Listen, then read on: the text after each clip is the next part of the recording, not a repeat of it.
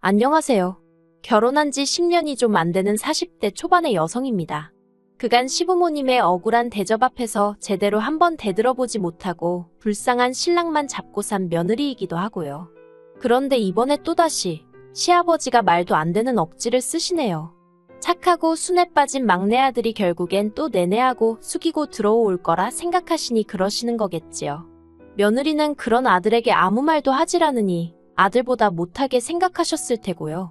그런데 쥐도 궁지에 물리면 고양이를 문다는 말처럼 저도 더는 가만히 당하고만 있을 수는 없겠는 거예요. 그래서 에라 모르겠단 심정으로 내질러 버렸는데 스스로 잘했다 싶어서 제 이야기 한번 해보려고 합니다. 남편하고는 고등학교 끝나고 아르바이트를 하면서 알고 지내게 된 사이예요. 그렇게 9년을 알고 지내다가 뒤늦게 연인 사이가 되어서 4년을 더 만났습니다. 오랫동안 지켜봤던 탓에 서로를 알아가는 시간은 그다지 필요치 않았지만 연애 당시 남편이 계약직으로 일을 하고 있었거든요. 참고로 남편은 고졸에 대기업 생산직으로 입사한 상황이었어요. 그리고 남편은 전문직 직업을 가진 저에게 자기가 걸맞는 사람인지 모르겠다 하면서 자기도 정규직이 되든 이직을 하든 아무튼 자기 상황이 좀 더 안정적일 때 식을 올리고 싶다고 하더라고요. 그렇다 보니 저와 남편 서로 확신이 있었음에도 불구하고 연애 기간이 좀 길어졌네요. 저희 친정에서는 홍기찬 딸이 허송세월을 보내는 건 아닌지 걱정이 많으셨지만요. 그래도 정말 운 좋게 남편이 정규직으로 전환이 되면서 저희도 마침내 부부라는 결실을 맺게 되었지요. 남편은 세 남매 중 막내로 위로 신우랑 아주버님이 있어요. 그런데 남편은 신우하고는 사이가 그럭저럭 괜찮은 반면 아주버님하고는 영 좋지가 못합니다. 그리고 그 이유가 저희 시부모님은 뭐니뭐니 해도 장남이 최고라고 생각하시는 분들이셨기에 아주버님을 위해서라면 신우랑 저희 남편은 어떻게 되든 말든 크게 관심도 없으시거든요. 일례로 신우랑 언젠가 같이 술 한잔하게 돼서 들은 이야기인데 신우가 결혼한다고 했을 때 시부모님이 그렇게 반대를 하시더래요. 그리고 그 이유가 알고 보니 그 무렵 아주버님이 대학원에 가겠다고 난리도 아니었는데 그때가 저희 시부모님은 하시던 사업을 몇 번이나 망하시고 마지막으로 동네에서 작은 식당을 하고 계시던 때였던 거지요. 게다가 그나마 장사도 되질 않아서 그 잘난 장남아들 대학원비를 내주실 여력이 안 되셨고요. 그러니까 그 불똥이 신우한테 튀어서는 아무리 그래도 혈육이 먼저 아니겠냐며 장남이 잘 돼야 집안이 잘 돌아간다며 결혼자금은 아주버님 학비로 먼저 쓰라고 하셨답니다. 그래서 신우가 싫다고 하니까 급기야는 신우더러 남자애 환장했냐고 그러시더래요. 그러면서 머리카락을 다 잘라놓겠다고. 그리고 그 말에 열받은 신우가 에라 모르겠단 심정으로 시매부와 혼인신고부터 해버리고는 식장에 올 테면 오시고 말 테면 마시라며 결혼을 밀어붙였다는 거예요. 그리고 이후로 신우는 지금까지 시부모님에게 감정이 좋지 못해서 생일이나 명절처럼 특별한 일이 있지 않고는 굳이 시댁에 발걸음을 하지 않아요.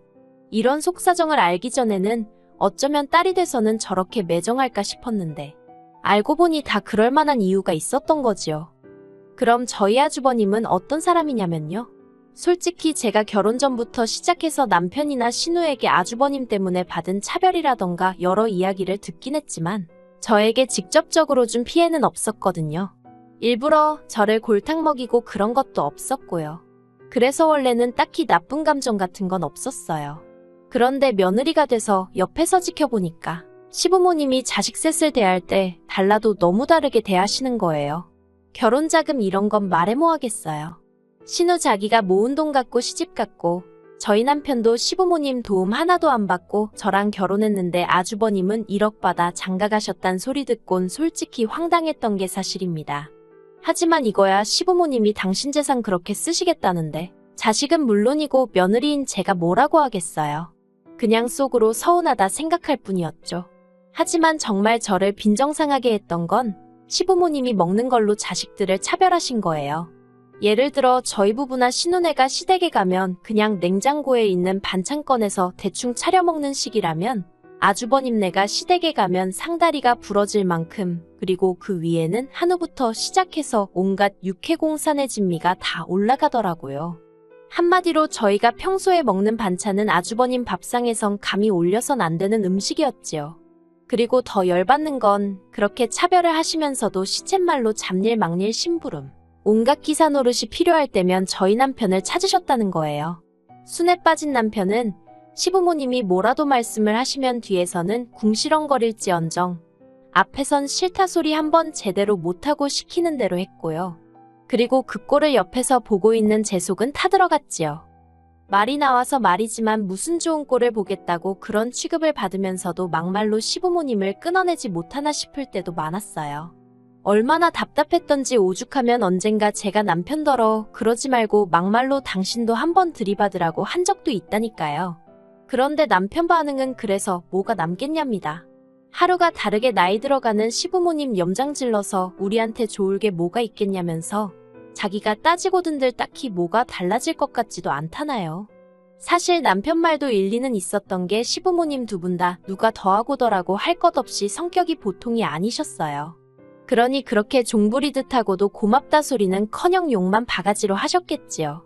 그렇다고 막말로 나한테 사과 좀 해주세요 하고 싶은 것도 아니었으니 그냥 마음을 비우고 살게 된 것 같아요. 아무튼 신혼에는 어떤 생각으로 살았는지 몰라도 적어도 저랑 남편은 우리는 우리끼리 잘 살면 된다 그렇게 생각했네요. 그런데 시아버지의 허리디스크와 시어머니의 간암이 연달아 발견되면서 상황이 생각지도 못한 곳으로 흘러갔습니다. 그리고 시아버지의 허리디스크도 상황이 좋지 않았지만 진짜 문제는 시어머니셨지요. 간암이 원래 소리 없는 침묵의 암이었더니 하더니 이미 손쓸 도리가 없었거든요. 그래서 발견되고 한 달도 되지 않아 세상을 떠나시대요. 그리고 시아버지도 허리디스크 수술을 받으셨습니다. 다행히 수술과 입원 과정에서 간병인을 썼기에 자식들이 크게 고생은 안 했어요. 물론 저나 저희 남편이야 잔심부름 때문에 이리저리 불려다니긴 했지만 매번 당하던 일이라고 표현해야 할지 아무튼 그래서 그럭저럭 넘어갔다 싶었지요. 그런데 상황이 예상치 못한 곳으로 흘러갔습니다. 이제 시어머니도 돌아가시고 안 계신 마당에 시아버지께서 수술까지 하시고 나니 아무래도 거동도 불편하시고 여러 가지로 버거우셨던 모양이에요. 급기야 합가 이야기를 꺼내셨거든요. 그런데 어이없게도 그 대상은 바로 저희 가족이었습니다. 저희랑 합가를 하고 싶으시다는 거예요.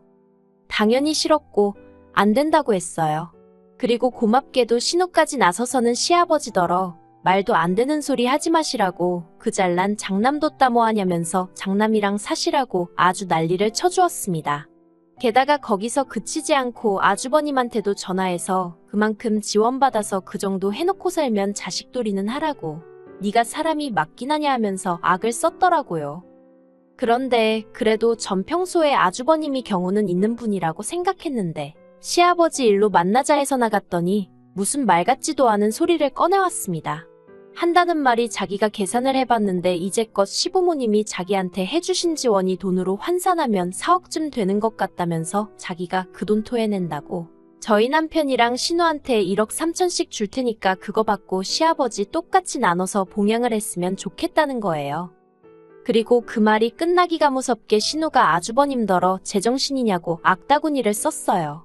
그럼 네가 우리 그 시절로 데리고 돌아가서 대학을 보내줄 거냐? 결혼할 때 돈을 보태줄 거냐? 이제 와서 그깟 돈으로 뭘 하라는 거냐면서 정말이지 틀린 말 한마디 없이 퍼붓더라고요. 그리고는 아주버님한테는 받았을 땐 이런 날이 올지 몰랐냐면서 네가 책임지라 하더니 저희 부부한테는 행여나 아버지 모신다고 하지 말고 니들이나 니들 인생 즐겁게 살라고 하대요. 모시고 사내 어쩌네 하면 자기랑 영끈을 각오하라면서요. 그런데 그 일이 있고 얼마 후 이번엔 시아버지가 직접 저희와 신우를 부르셨어요. 그리고는 하시는 말씀이 그간 아주버님한테 지원해 주셨던 돈을 전부 다 돌려받으셨다며 죽을 때 그걸 저희에게 나눠주시겠답니다. 그러니 저희더러 일단은 번갈아 가면서 당신을 모시라고요. 그러자 신우가 정말 지긋지긋하다면서 시아버지더러 아니 그렇게 평소에 장남 없인 못 산다 해놓고는 이제 와서 우리한테 이러는 이유가 뭐냐고 따지고 들더라고요. 그러자 시아버지 하시는 말씀이 그 집은 맞벌이도 하고 애도 둘이라서 당신이 힘들 것 같답니다. 그리고 그 이야기를 들은 신우가 여기 일 안 하는 사람이 어딨냐고 받아쳤어요. 신우 말대로 저희 부부도 맞벌이, 신우네도 맞벌이였거든요. 다만 아주버님네랑 차이가 있다면 저희나 신우네는 자식이 하나뿐이라는 거였지요. 그러자 시아버지가 신우더러 너 잘났다며 화를 내시더니 뜬금없이 그 불똥이 저한테 튀었습니다. 시아버지께선 갑자기 저더러 너는 시집와서 한 게 뭐가 있냐며 아들을 낳은 것도 아니고 도대체 정신머리를 어디다 두고 살았길래 시어머니가 그렇게 될 때까지 몰랐냐는 거예요. 며느리가 돼서는 시어머니 건강 하나도 못 챙기고 정말 화가 나신다나요. 그리고 그 소리를 들으니 마치 망치로 뒤통수를 한 대 맞은 것처럼 정신이 들었습니다. 며느리가 저만 있는 것도 아니고 엄밀히 말하면 맏며느리인 형님한테 먼저 책임을 물으셔야 하는 거 아닌가 싶고 그래서 왜 저한테만 이러시냐니까 그냥 저 하는 꼬라지를 보면 답답하고 속이 터진답니다. 밑도 끝도 없이 또 욕을 먹고 있으니 정말 부하가 치밀고 솔직히 원래도 시아버지한테 제가 정이 있고 그런 것은 아니었지만 어른이나마나 정말 꼴도 보기 싫어지대요.